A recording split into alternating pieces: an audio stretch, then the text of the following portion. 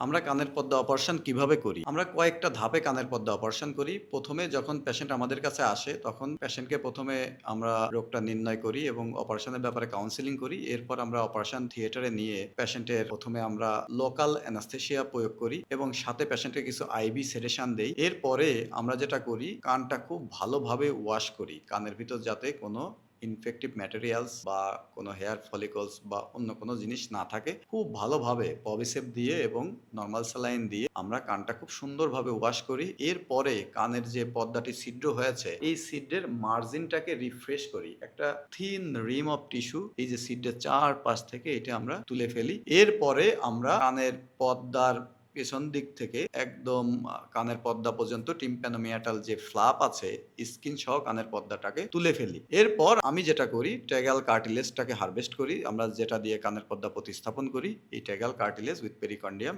এটাকে হারভেস্ট করি। এটাকে হারভেস্ট করার পরে এই কার্টিলেজটাকে আমরা একটা একেবারেই কানের পর্দার সাইজে অত্যন্ত সূক্ষ্মাতিসূক্ষ্ম পরিমাপের মাধ্যমে এই পর্দাটিকে আমরা সাইজ করি, শেপিং করি। এরপর আমরা পেশেন্টের আগে থেকে আমাদের পিআরপি এবং পিআরএফ তৈরি করা থাকে। তারপর আমরা কানের পর্দাটি যেটা নতুনভাবে তৈরি করেছি এটা প্রতিস্থাপন করি। প্রতিস্থাপন করার পরে আমরা যে টিম্প্যানোমিয়াটাল ফ্ল্যাপ তুলেছিলাম এটা পুনরায় রিপোজিশন করি। রিপোজিশন করার পরে আমরা যে প্ল্যাটিলেট্রিস ফিব্রিন তৈরি করেছিলাম এটা নতুন প্রতিস্থাপিত পর্দার উপর দিয়ে দিই।